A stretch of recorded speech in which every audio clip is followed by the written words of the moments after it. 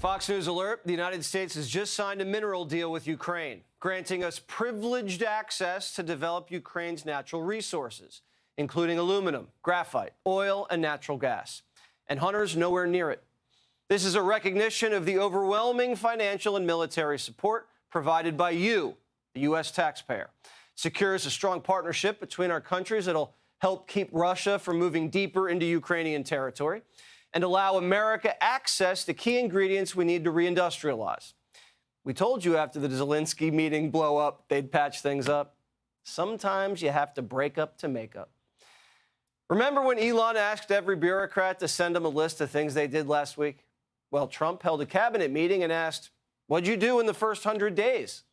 Your DOJ agencies have seized more than 22 million fentanyl pills. The border is 99.99% safe, under control. What we have seen since your election and the inauguration has been nothing short of a recruiting renaissance. We're reinforcing standards. We're going to be fit, not fat. The CIA provided the intelligence that led to the apprehension of the Abbey Gate bomber. Over the past 100 days, we are already making America healthy again. Energy costs have plummeted. Mortgage rates are down. Food costs are moving lower. I'm not sure if anyone's heard, but the price of eggs is down. It's nice to see the president hosting cabinet meetings instead of the first lady. Morale is high and drama's low, except for when RFK doged Marco's Doritos. Because of Secretary Kennedy, I'm afraid to eat anything. So, At least in front of him. he said Tootsie Rolls are okay in moderation. Tootsie, Rubio was on a roll. This president inherited 30 years of foreign policy that was built around what was good for the world. In essence, the decisions we made as a government in trade and foreign policy was basically, is it good for the world? Is it good for the global community? And under President Trump, we're making a foreign policy now that's, was it good for America? RFK's been busy, too, finding the kids Biden lost. We have ended HHS as the role as the vector, the principal vector in this country for child trafficking. And during the Biden administration, HHS became a collaborator in child trafficking and for sex and for slavery. And we have ended that, and we're very aggressively going out and trying to find these children, 300,000 children that were lost by the Biden administration.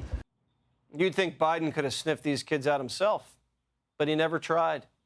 And you heard that right. The Biden administration was a vector for child sex trafficking. Someone needs to go to prison. Trump's happy with his team. He gave them all Gulf of America hats as little party favors. Elon took 2. Elon, I love the double hat, by the way. He's the only one that can do that. Get away with it. Well, Mr. President, they say I wear a lot of hats. It's true. Even my hat has a hat. We have an exclusive interview with Elon Musk airing tomorrow night. And yes, he's bringing big balls. And it might be his exit interview. The vast majority of people in this country really respect and appreciate you. And this whole room can say that very strongly. You've really been a tremendous help. You opened up a lot of eyes as to what could be done. And we just want to thank you very much. And, you know, you're invited to stay as long as you want. And at some point, I guess he wants to get back home to his car.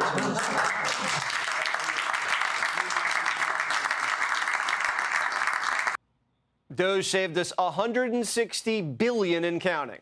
And there's still entire departments being slimmed down. I don't think I have ever worked so hard to try to fire myself. We're certainly making great strides in that. We've reduced the folks over at the Department of Education by about 50% now. The first 100 days have been so historic, the New York Times put out a front page to match. Look at that. There have never been 100 days like this. And they're right about that. And the media is going to seduce you with polls to say Trump's unpopular. But these are the same polls that told you Kamala would win Iowa. The country has no regrets. If the election was held again, the media's same silly polls say Trump would still beat her.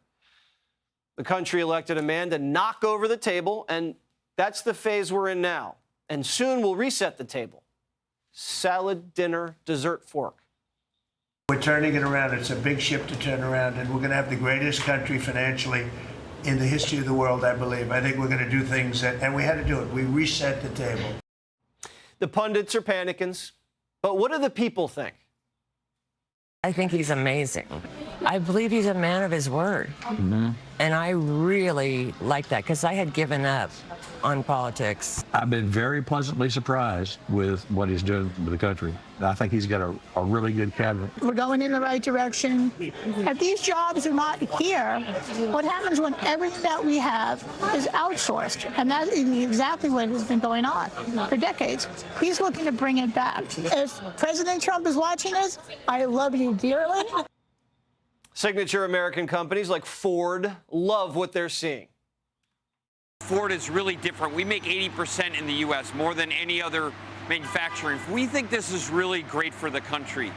We really support the president's initiative. This is the right thing to do. We really appreciate the dialogue we've had with the president, but we have a lot more work to do with him and the team. Today, CEOs of the biggest companies in the world packed into the White House to celebrate the manufacturing boom. Money is pouring in. The companies represented in this room have collectively announced more than $2 trillion in new investments, and we have a total of close to $8 trillion all told. Today, first quarter GDP came out flat, but even the New York Times called it a statistical fluke. The market shrugged it off. Regular folks don't live and die by GDP. And Trump's confident the golden age will shine. He's so confident, he sat down with a guy who hates him, Terry Moran. Who's Terry Moran? Exactly. He's a third stringer at ABC. Stephanopoulos was not available because he slandered 47 and cost his bosses $15 million in damages. And David Muir moderated the last debate so poorly, he was out. So Moran was the man. Not really. They're giving you the big break of a lifetime. You know, you're doing the interview. I picked you because, frankly, I never heard of you, but that's okay. I picked you, Terry, but you're not being very nice. Terry had a lot to prove, but it didn't work out for him.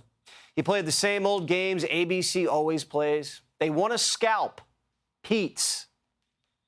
We had a good talk. He's a talented guy. He's young, he's smart, highly educated. And I think he's going to be a very good defense, hopefully a great defense secretary, but he'll be a very good defense secretary. You have 100% confidence in I don't Pete have 100% confidence in anything, okay? Anything. Do I have 100%? It's a stupid question. Look. It's a pretty important position. No. You don't have 100%. Only a liar would say I have 100% confidence. I don't have 100% confidence that we're going to finish this interview. These gotcha questions don't really work on Trump. He's been in the gauntlet for a decade, and confrontation actually ups his game. Terry didn't do his homework, and it showed. A legal note fraud is a crime. There have been no referrals to the Justice Department on any of Well, these. you don't know that, do you? How do you know that? Have there been referrals to the, are there criminal referrals? How would you know that there were no referrals? I think there were referrals. They generally are. There's been no investigation from the Justice Department. How do you know that? I'm asking you, sir. No, you're not asking me. You made a statement. You're not now asking I'm asking you. That was a statement that you made. There have been. I'm asking you. Have there been? Yes, there have. I haven't seen an anchor look so clueless since Leslie Stahl said the laptop wasn't real. If ABC was smart, they'd have Stephen A. do the interview.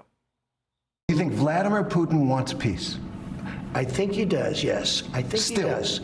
I think even with the raining missiles I think he really, his dream was to take over the whole country. I think because of me, he's not going to do that. Do you trust him? Do you trust him? I don't trust you. I don't trust a lot of people. I don't trust you. Look at you. You come in all shooting for bear. You're so happy to do the interview. I am and happy. Then you start hitting me with fake questions. Putin carved up Ukraine on Biden's watch. Moscow went in hard after they saw Joe blow the Afghan withdrawal.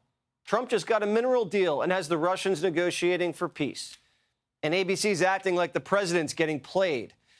Every question came from a place of hate.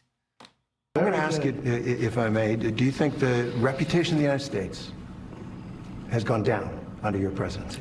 No, I think it's gone way up, and I think we're a respected country again. We were laughed at all over the world. We had a president that couldn't walk up a flight of stairs, couldn't walk down a flight of stairs, couldn't walk across a stage without falling. We had a president that was grossly incompetent. You knew it, I knew it, and everybody knew it, but you guys didn't want to write it because you're fake news. All right.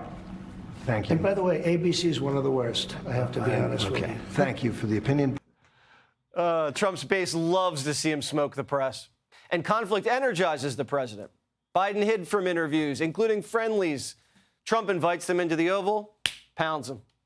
We get to see democracy in action, the battle of ideas. We don't wonder who the president really is or where he is. He's hard at work, and he's in your face. Click here to subscribe to the Fox News YouTube page to catch our hottest interviews and most compelling analysis. You won't get it anywhere else.